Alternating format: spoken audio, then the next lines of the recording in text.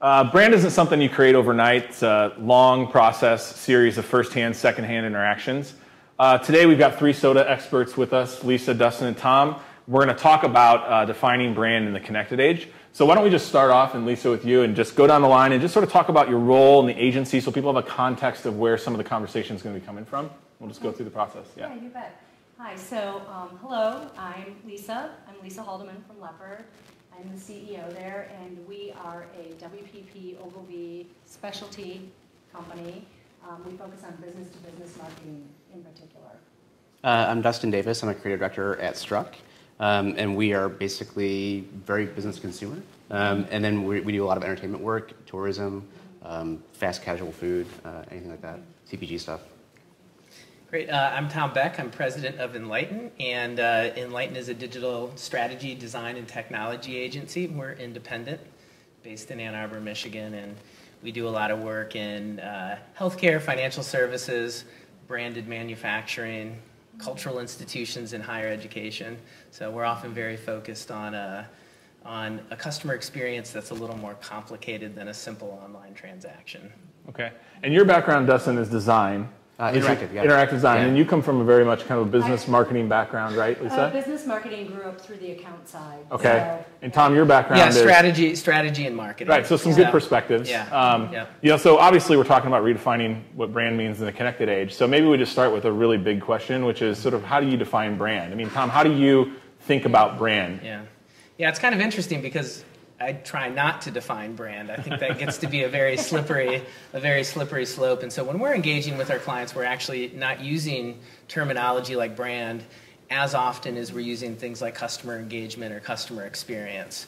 And I think one of the things that we're trying to do as an agency is peel apart this notion of brand as a message or brand as an identity that might have particular visual or design artifacts or a particular language to it in a particular tone, and help our clients think about brand as the experience that you're living and breathing and delivering on a day-to-day basis. And so, again, I think that brand becomes a very loaded term that means lots of things to lots of people. Again, we typically don't use the brand moniker, although we're obviously talking about the same kind of concepts. Right. In the business-to-business space, I mean, brand, you know, we were having a conversation prior to kind of getting started about the sort of going through the process from the person who owns the brand through maybe like a distributor then a reseller and kind of how important that is. And so it's a little bit different kind of in that business-to-business space. Maybe you can tell us a little bit about that. Absolutely. It can be a bit different, certainly, especially as we extend through different sales channels and through different people. You suffer potentially the opportunity to get your brand message diluted or have someone not understand what you want your brand to stand for, and then they express it the way they want it to stand for. And so that can be a bit of a challenge.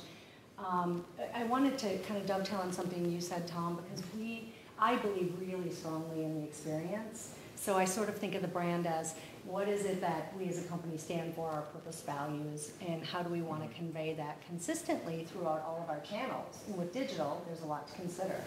But then on the flip side, it really is about that collective experience I have with you. And so, Joe, to your point, as we think in the B2B space about having my brand message be delivered through multiple channels, but then also through a human being, that I would say, that would be, for people that really haven't thought about this, the big aha. Your salesperson is a great opportunity to create a super brand ambassador for you and have them show up and express the brand in a way that's really authentic and genuine. And then you really do have to think about all those different layers to your sales channel and how you ensure that your message is one that you want out there in the market. So when people experience it, it's great. Yeah. And so that's interesting. If you take, so Dustin, from your perspective, what I think is really interesting is you guys have had a chance to build a lot of really cool new brands. In addition to working on some iconic ones where you're taking over sort of further down the line with something that's established and important and trying to maintain that. How do you feel that experience differs? You know, it's actually kind of funny because we have almost the opposite perspective, and not really in how we engage. Not in an adversarial way. No. Okay. We use branding a lot, and I think you're very perceptive there because I think a lot of clients think of branding or brand as like this lockbox that's a font and a logo and all that other stuff. And we do have clients where we start that there, but it also is like everything, like how people interact with you, how they engage with you, and how your people act with customers is all part of branding. Yeah. So it's actually interesting. We do have clients that already have a brand defined, and they come to us, and then they definitely have sometimes a different idea of how it's perceived.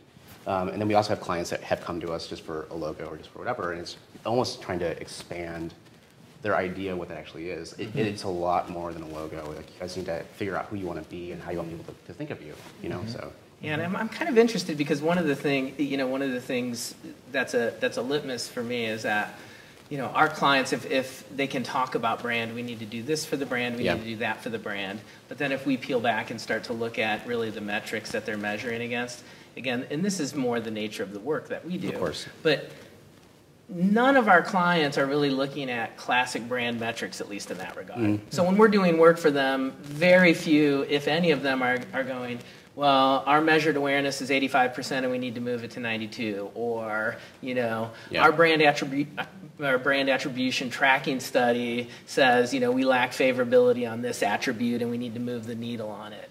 And so again, it's kind of interesting to have people talk about brand, but then when you peel back the metrics, for our clients, they become, it's about satisfaction, you know, client, you know, it's engagement, satisfaction, or some sort of conversion transaction.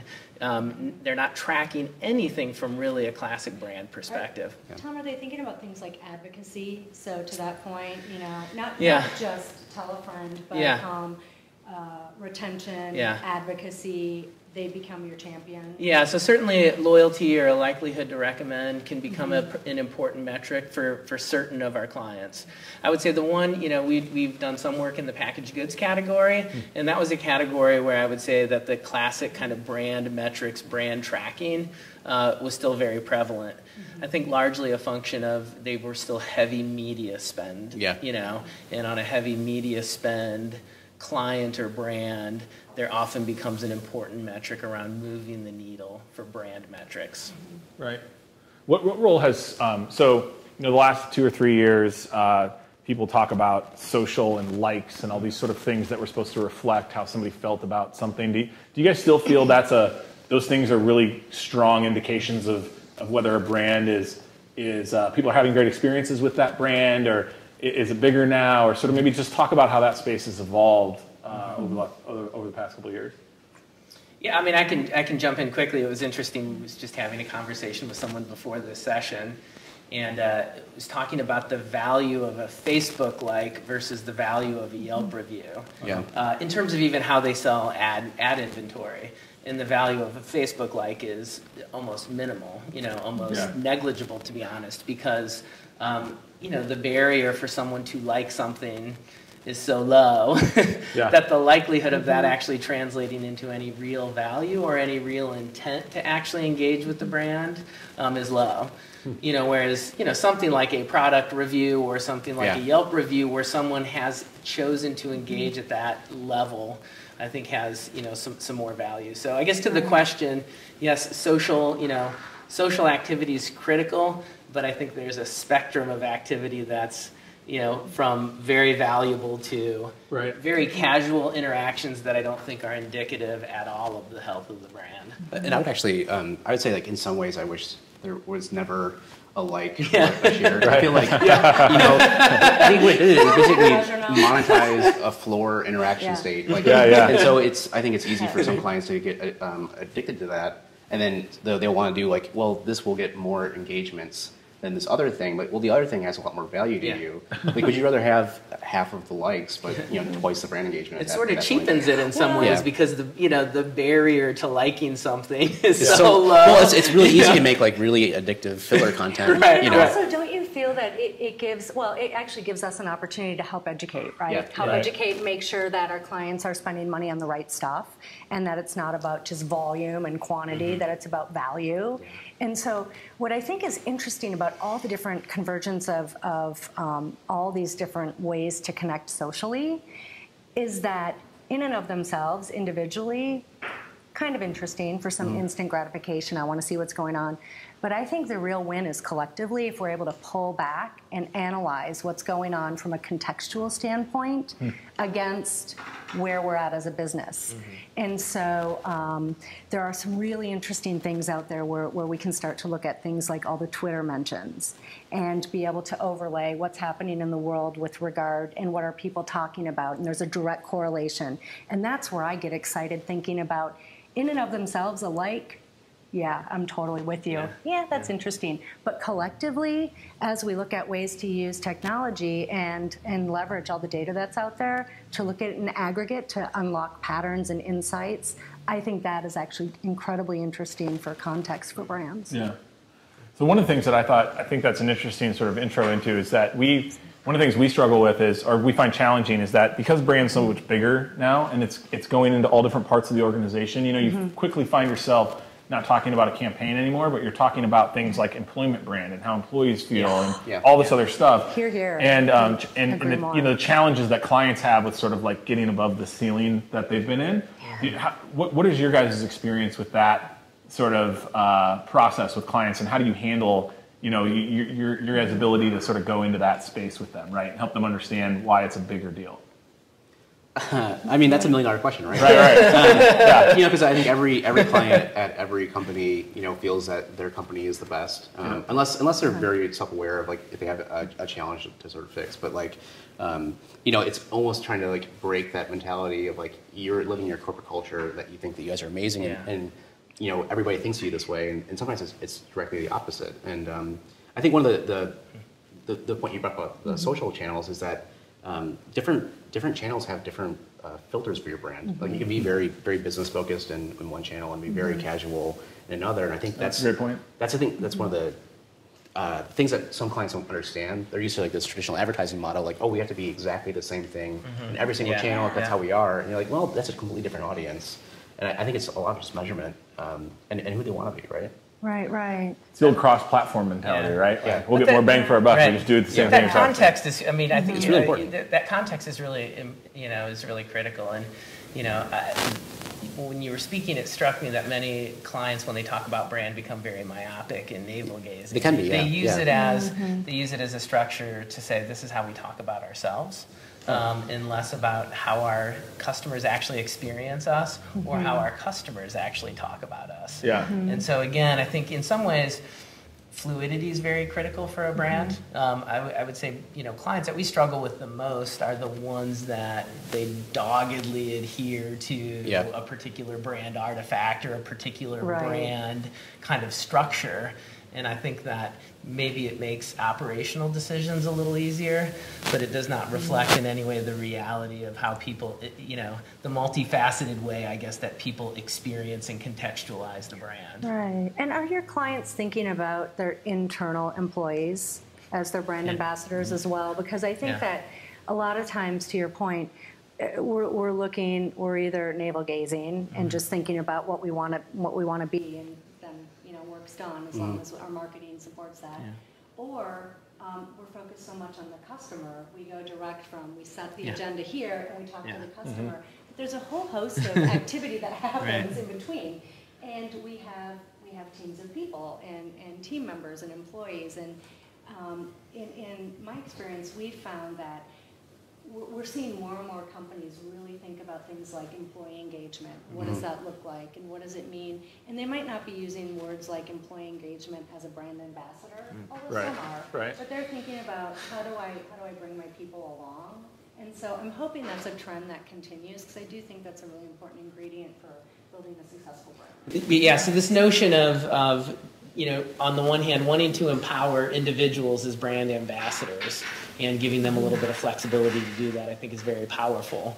But then this challenge of trying to have those individuals operate within a cohesive brand identity, especially as these organizations get to scale, hundreds of employees, thousands of employees. It's, to your point, it's very challenging to sort of think that way. And it's easier to go back to, well, brand identity is easy to understand when we think about it as the tangible artifacts. As soon as it becomes about the behavior or the experience, it's inherently much more complex. Well, one of the things that I've always noticed, which I thought was interesting, is that in the space that we're in, sometimes you're at smaller businesses. You're not Fortune 500 companies and stuff, and like it's easier to get people on the same page sometimes around things because the culture supports it. But you go into companies that are massive, you know, and it's almost like the employees inside that organization want a personal brand so much more than people at a smaller company because they're in this big thing and they're trying to carve a little place out for themselves, so it even becomes more difficult. So. I think like the other thing is almost what you were saying earlier about all the different touch points. Maybe it's not so much how you tweet or getting employees to tweet or be on Facebook. It's big, like saying like your tiny project in itself of how people will interact with it is still part of the brand. So be empowered in the work you're doing and think about it from a piece of the bigger whole. You know, it's probably a better way than like having 100,000 people start tweeting from IBM, you know. Although that would be interesting. It would be interesting. You're absolutely right. From the person that answers the phone and is helpful to the experience where you're caught in perhaps an automated loop and you just want to talk to a human being. Those are very different brand experiences. Or even greenlighting like a POS thing, you know, like. Yeah. So I think I like to say you need to sweat the small stuff because I do think the small stuff matters. Yeah. Well, one of my favorite terms for brand, you know, because you get asked this in our world all the time, right? This question, and it's totally different. And we were at one of the GMM summits for SoDA, and Drew from Grow said that he looks at brand like an insurance policy, right? So it's something you're always working on because it makes a consumer feel like if your brand's the best brand and they choose it, it's safe. Like even if things don't work out, it makes you feel like, well, I didn't make the wrong choice. And he used sort of like the old IBM Big Blue sort of brand, right? Like in the old, you know, back in the day, if you hired them and it didn't go well, it was like, well, I did the best, though I hired the best. But if you took a shot on that small startup that had a better idea or whatever, it was faster, quicker, whatever it was, and it didn't work out, you probably lost your job. And so, you know, it's one of those things you have to work at, right? Like in our business, it's clients come in, they say, we need a rebrand. Well, you really can't rebrand. It takes a long time to change your brand, right? So how do you handle that with clients, and what do you tell them? What takes a success? How do you make a successful brand, right? How long does it take? What are the ingredients Well, you mentioned it, and we've been talking about it a little bit in terms of artifacts, but I think the first thing we have to understand is what does brand mean to you? Because some people think brand means logo. Right. Brand means logo tagline. Brand means what I look like. And so I think that's a wonderful opportunity for us to come in and do some education around here's what we see brand as, and let's talk about what that is to you. So a lot of times if I hear someone say, I need a brand overhaul, we need a brand, you know, our brand is old and stodgy, when you sort of peel back the layers, it's not the essence of the brand because they're very passionate about where they work. It's really the identity. And so I think that there is often education that has to happen. And then if their brand is suffering from low awareness, that's different. If it's maybe we've had a lot of complaints, then I think what I come back to is what's their strategy. And so how do we kind of pick it apart so we're not just trying to either put lipstick on a pig, because that's not good if we don't want a pig, but really get to what is the business objective we're trying to do and how can brands support that.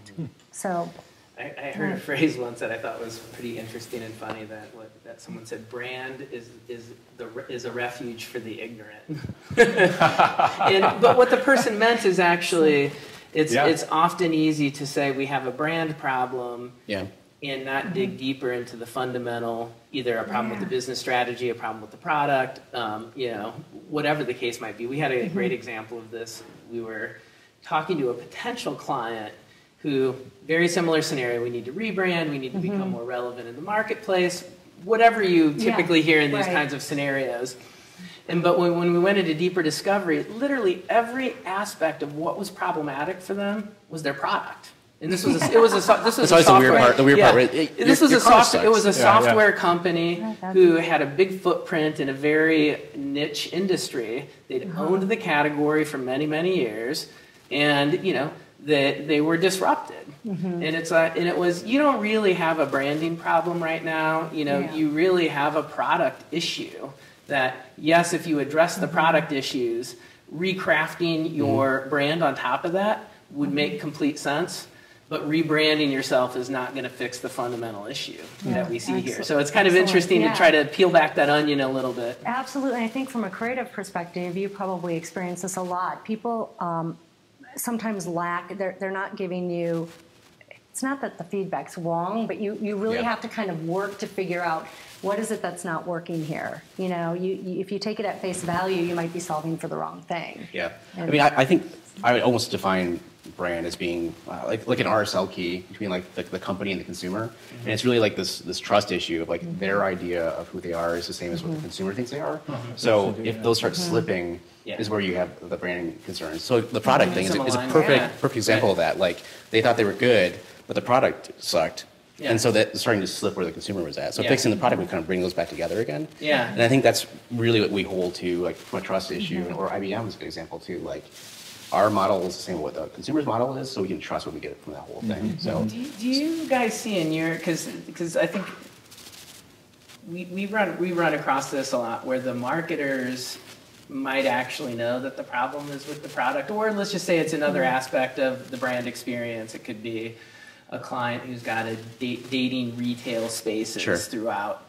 And, you know, so sometimes we see the challenges is that the organization doesn't tackle brand or customer experience in a real sort of multifunction way.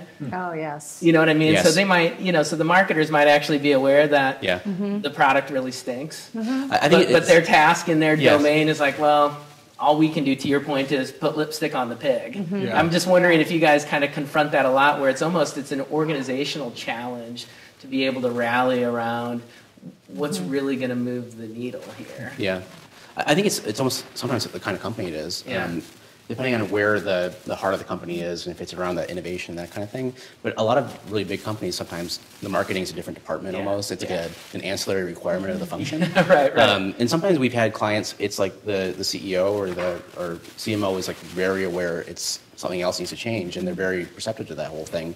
And we've had brands come to us that were like, oh, these guys, their thing sucks. And then they come to us like, our thing sucks, we need you to fix it. So it's actually like, we're very lucky sometimes. What a refreshing approach. Well, I mean, it's great. And then, you know, the great part of that is those are the clients that you really kill yourself for. Because you know that they're tilting at windmills internally. And then like, you want to be like the best person for them. They're like, we can do anything we can for you. You know, there's so much friction they have. Well, you know, you have a chance to actually make an improvement, right? If they've got a clear sense, if they're more self-aware around the nature of the problem, then you know, your willingness and ability to help them, you know, is much higher. And I think it's really directly tied to if you can get integration between, let's say, marketing, sales, product.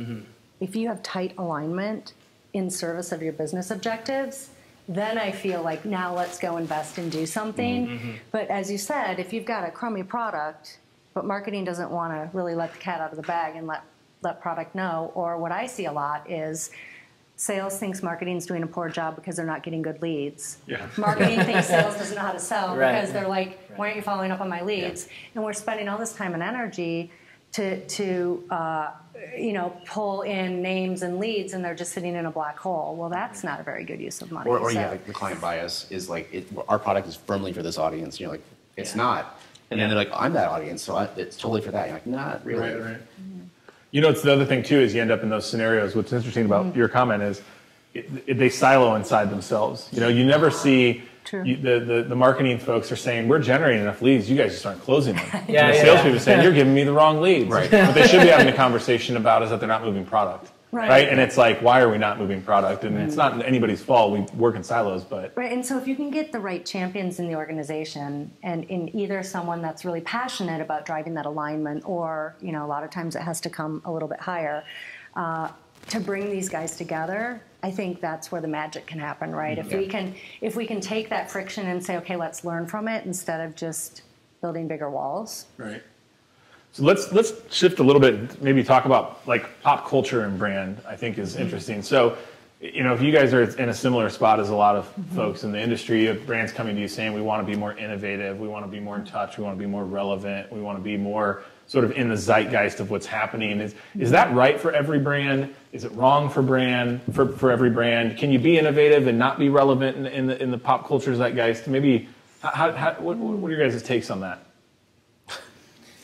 It's a big question, but I mean, it's a great question, and I think the quick answer is no. That's not relevant for everyone. No. I mean, part of it is because all of our clients and every brand deals with limited resources. So if they have to make choices around, I'm a marketer, where am I going to spend my money, or I'm a, an IT lead or a sales lead, I think first question is being part of the cultural conversation actually going to, move my business forward? And in some cases it won't. Well, and in fact, in many cases it won't. So having a great Super Bowl ad that lots of people talk about, that could be great for certain brands and well worth the millions of dollars that goes into it. For other brands in other product categories, it's not going to translate into more sales. Right, and you see that every year in the Super Bowl, right? There's like somebody runs a spot and you're like... Right. So I think it depends on the category. It depends on, the problem that you're trying to solve. And it also depends on your resource allocations of all the things and so again, just to bring it back, from my perspective, many of our clients need more fundamental things done to improve the digital channel customer experience. So it's not, they may not even need more leads. They just may need higher satisfaction with the people who are already engaging with them, because the real risk of losing existing customers to a competitor or to a new alternative is very, very real, because they haven't invested in the fundamental digital channel customer experience.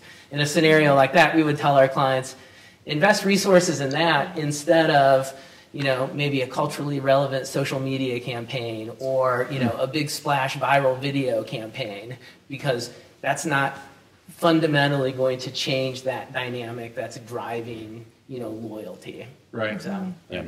I think like that, it almost goes back to the whole likes and shares thing, because I think at the Super Bowl blackout was like the worst thing to happen for a lot of brands. I think a lot of them are just sort of chasing this empty real-time marketing tweet thing. Yeah. Yep. You're like eye-rolling bad stuff. And a lot of it, innovation can be basically them understanding that they have to let go of stuff. Yeah. It doesn't have to be some gigantic flashy thing. It's like, what if we just did it a different way? Like, well, we've always done it this way. Like, let's get rid of half of that stuff. No one looks at it, and I think that takes actually almost more courage than like launching a big product. Because you're kind of like, this is like IBM again. I keep using IBM, but like they used to be. Is it because they're a client of ours? No, you mentioned earlier. I think you're right. It's almost like the Super Bowl ad is the IBM choice. Just teeing you up, Lisa. You're not taking it. Well, I mean, they used to be like they used to be something like hardware, and now they're a chip maker, right? And then I think they're even getting to a point now where they're going to start shifting their business again. But sometimes it's making a hard decision. I think is an innovative thing for clients, and it's not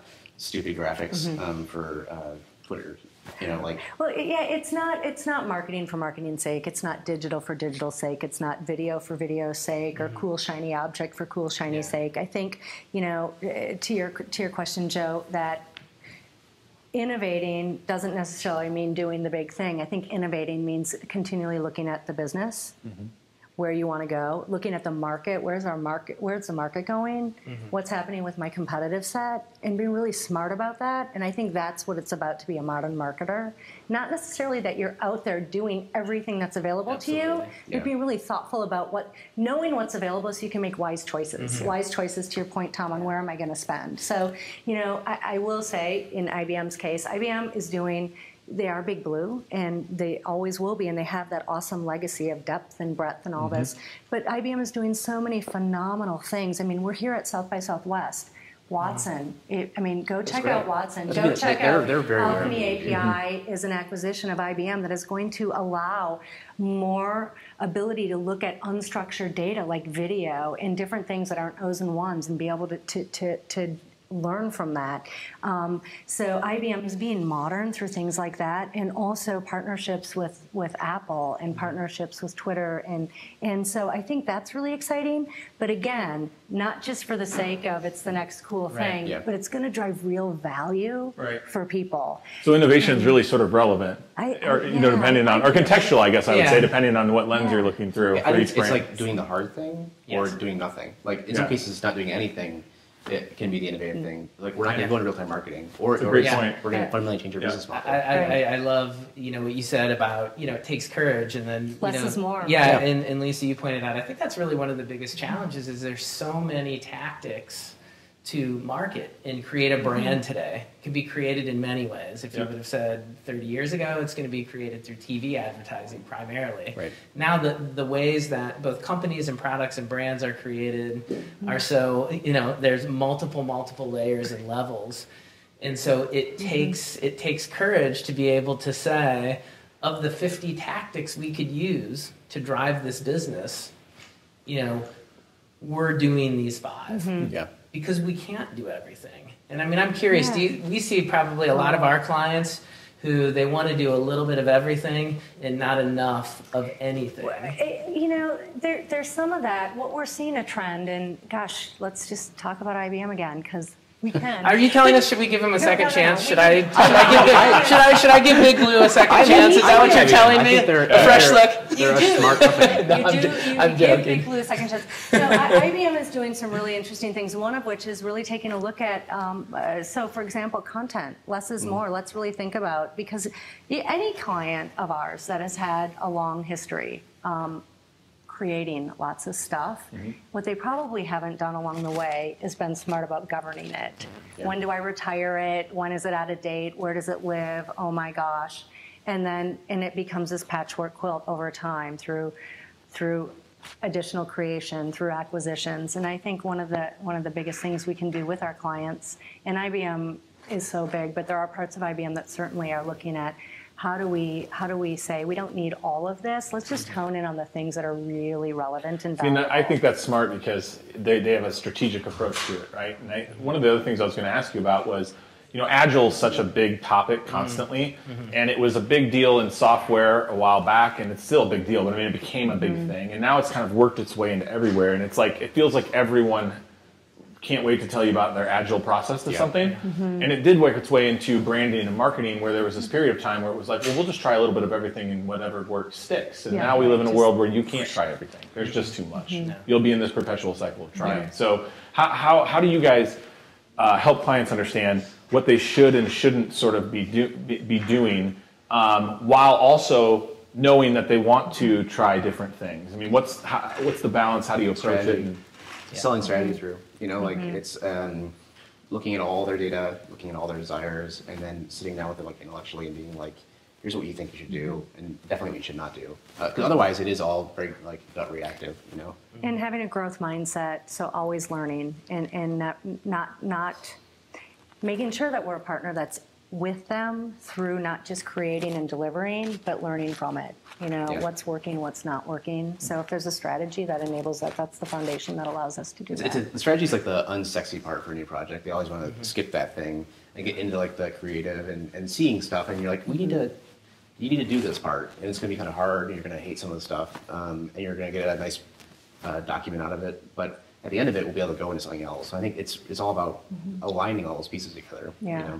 And just to pick up on that, because I agree, and I think it's imperative though that strategy become very tangible, and that in terms of what the articulation of the focus is and the articulation of the priorities, because we'll go through strategy phases with many clients, and if the objectives turn out to be, well, we want to sell this much more product, and we want to move the brand in this way, and we want to increase satisfaction in this way, and we want lead conversion to improve by X%, and we want, loyalty retention.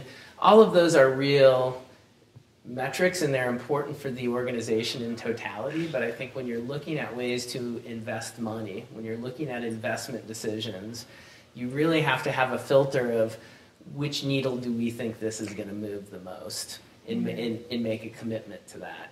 And I think, again, it goes back to your comment around courage. It takes courage to try to say, we're going to do one thing and be successful or not and learn from it, rather than try to do 10 things and we get on the other end of it and we haven't learned anything because we don't know what worked or what didn't work.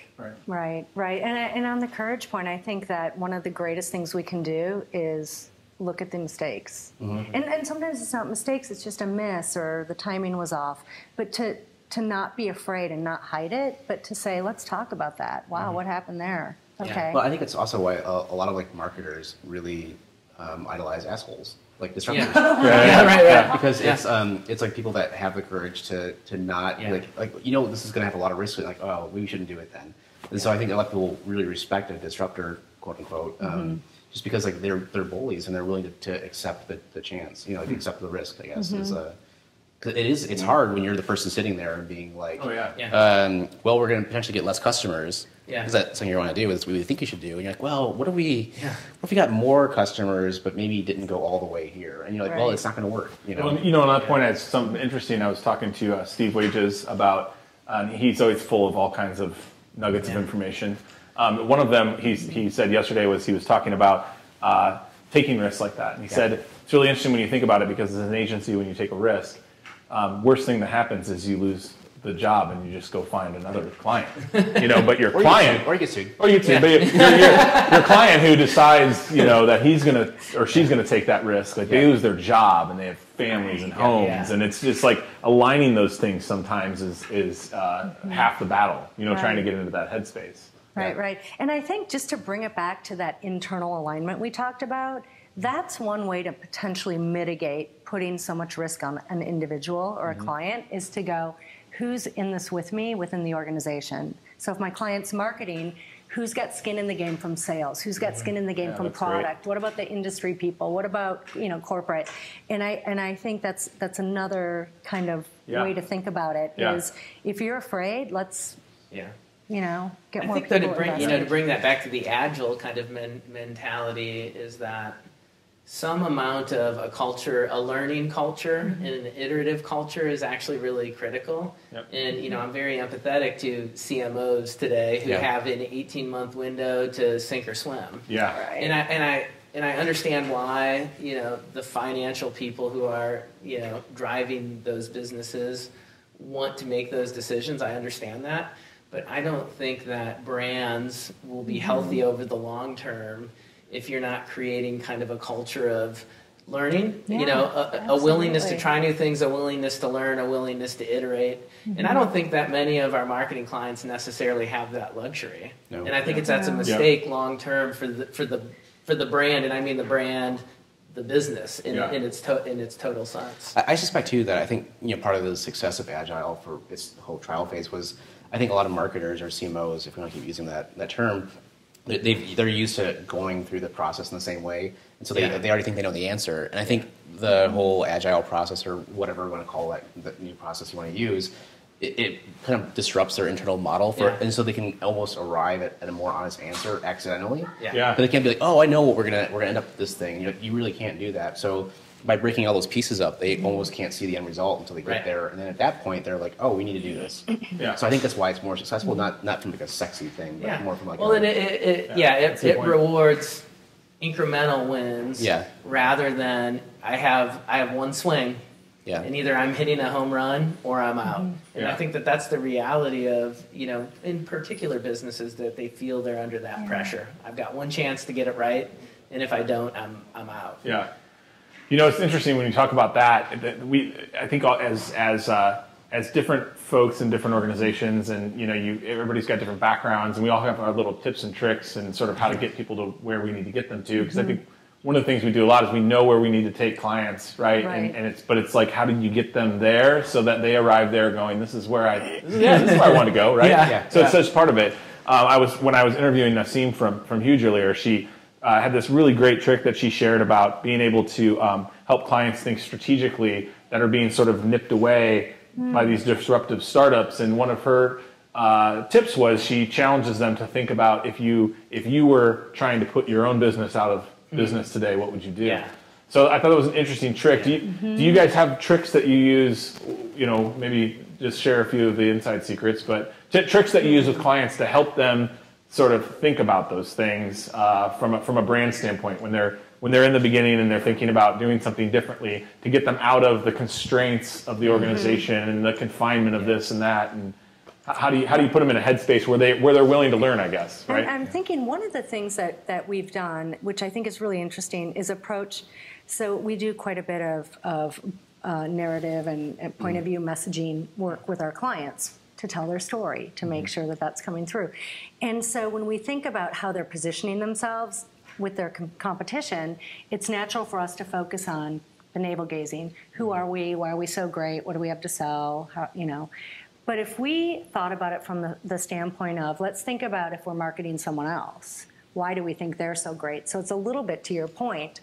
And then we can start to go, oh, and just take someone else's perception on, or take the perception of another company. If we were marketing one of our competitors, what would we say about them? And then you've, in essence, identified what you're competing against, instead of thinking of it from the inside out, which is why am I so great? So that might be one way to get you out of your head. Yeah, yeah. Like, I think, one of the easier ways to do it is actually, for a lot of companies, they're generally not completely new in how they approach anything. So sometimes it's just looking at a different industry. It's like the understatement of the century. Yeah, a statement of nothing, right? You need to tell Apple that. Yeah. All their press conferences, they're the first ones to ever do this. Well, but I mean, like, they're not, though. Yeah, right. Right. Exactly. They've hardly ever been the first ones to do something. And so I think it's basically like, if you were talking to a company, they might not be aware of their own problems. And so you're like, well, let's talk about a different company. And then look at a different industry entirely. And at that point, they can they're all very aware of the industry or whatever industry that is, and say Microsoft or whatever.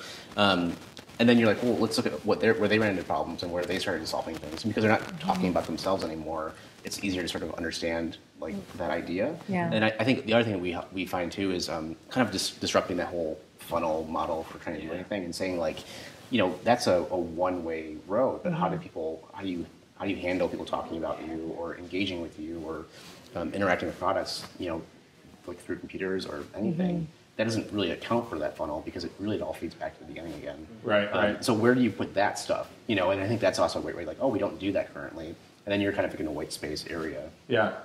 And then in that white space area, you can move around a little bit. Yeah. I think incrementalism is really important in helping clients both have a vision of where they can go, but breaking it into very achievable steps is probably one of the most critical things from, at least from my perspective. So, and I'm a fan of doing a certain amount of visioning work, but then not getting too caught up on that, especially in most of the industries that our clients operate in. I mean, a 3-year strategy is irrelevant, to be honest. Right. But to have some aspirations, is critical to guide, right? But then, as soon as you're past that, it's all about what are some incremental steps that we can be taking to get there, and then, of course, learn along the way. Yeah. Wherever we can remove risk, and wherever we can remove sort of this idea of the fear of failure from the equation, I think we have a real shot of helping our clients, helping these brands evolve and take more courageous action. Yeah. Do you guys all have formal processes that you go through when you're helping the client define their brand? Is it different every time? How do you approach that part of it? We do have a methodology and a framework that we apply. What we do is we might modify it based on who we're talking with and looking at what we're trying to help them with. So there's some core elements that we're always going to look at, but how deep we have to go or how light, it will vary based on the client. And because we are part of a larger entity, we do have really great access to, Ogilvy does brilliant brand work, so we have great access to their some of their thinkers and their processes and stuff. So we do, we wouldn't be an agency without our own process. Yeah. Right. So everybody's got their of course you have a process. Wait, but now I have See, now I have to ask the question: do we think any of us have a differentiated process? Oh, totally. We've got 12 steps instead of 6. Right, exactly. Has a TM next to it. The 12 step. Man, that's brilliant. Yeah, we're going to 14 next year. 14 next year, guys. It's like 6-minute abs. You guys have never seen this before. Do you charge by the step? Actually, you can't do it in 6 minutes. You can't do it in 6 minutes. No, but I think the other thing too is kind of reconnecting a client with an emotional piece versus just like this logical processing, because they still have this fundamental, they're still people, and you still want them to like be scared or be super enthused about it. So it's almost like saying like connect with that part, don't totally disassociate, and then we can kind of do those two things. We're not part of a big holding company, so we can totally do weird crap like that. So you know what I mean, like I don't know, but 14 steps. Yeah, 14 steps. The 14 steps. Well, give or take 2. Well, we used to think the 14-step program was great, but we're very innovative. We've cut it down to 9. Well, now we're going to 8. Exactly. It's not actually about steps. It's about shuffling along. Yes. But But yeah, we have a process, but much like you guys, I think actually it's important to be more agile in the way our clients are approaching it, because they all begin from a different place, and they all begin with a certain set of either assumptions or assets, or challenges.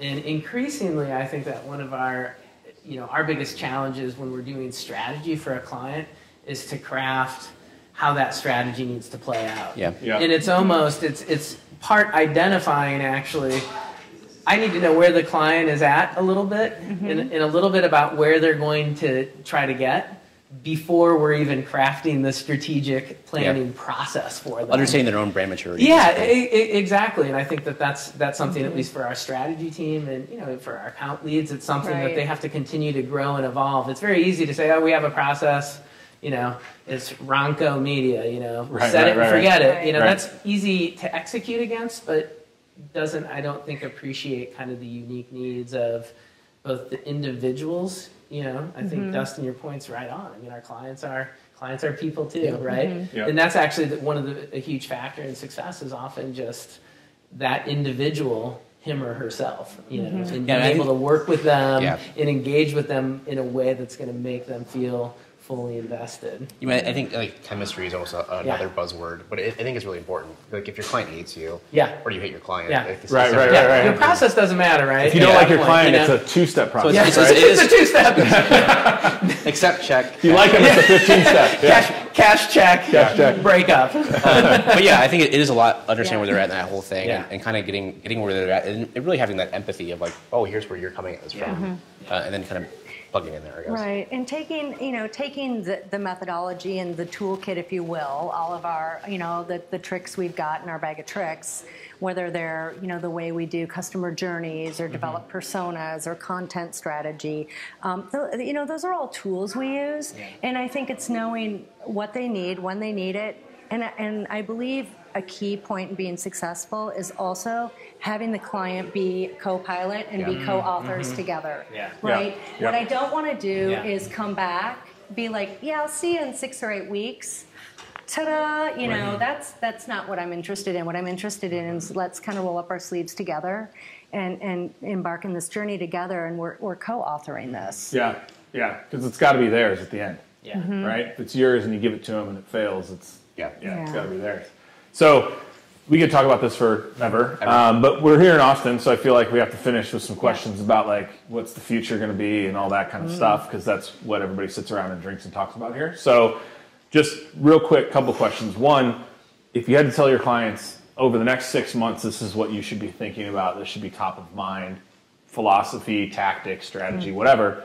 And then just as a follow-up, what do you think we're here talking about next year? What's the thing? So maybe we'll start with Dustin, since we'll go middle to far to close. Well, at least to close this out. Innovation. It's there you go. Constantly innovating. Oh, I don't know what's happening One more here. No, I think one of the things that I think we're seeing is like the whole wearable thing was like 2 years ago, and I think now you're seeing like all this Internet of Things crap from like CES and that kind of stuff, and no one's really trying to figure out the role of people in that whole thing and why. And I think you're starting to see that thing start to become a question, like why are we going to do this? Why do we need all this data? What do we need all this for? Versus just collecting it. I think that's probably the next 6 months. I think in the next couple of years it's going to be a pretty big shift as we try and figure out the role of AI in our life. I think no one's really talking about it yet, but we started seeing circles with like accounting software and self-driving cars and self-designing websites and that kind of thing. And I think it's going to be interesting to see once machines or algorithms or apps are able to do very blue-collar jobs and very white-collar jobs, like what's our role as a species in a way? Like if we're seeding all that stuff over, I think that's probably going to be like the next few years is going to be kind of crazy. Interesting. Yeah, and I would agree. I would agree with that kind of, those kind of themes over the longer trajectory. In the short term, I think we're going to be talking about pretty much exactly the same things next year as we were this year. And as someone who's come to the South by Southwest for the last 5 or 6 years, I'll use mobile as an analogy. It was always, and even social to some extent, Yeah. it's been a huge part of the dialogue every single year. It's evolving, it's maturing, it's changing, but it's no less relevant. So 2007 was the year of mobile, 2008 was the year of mobile, 2009 was the year of mobile, 2010 was the year of mobile. And so I think it's almost like we have this expectation that these challenges we're dealing with are easy enough that in 1 year we're going to be on to something new. Right. In the reality, it isn't. I mean, something like what you're pointing out, Dustin, with artificial intelligence, our role as we interact more and more with technology becomes a bigger role in our lives. Mm-hmm.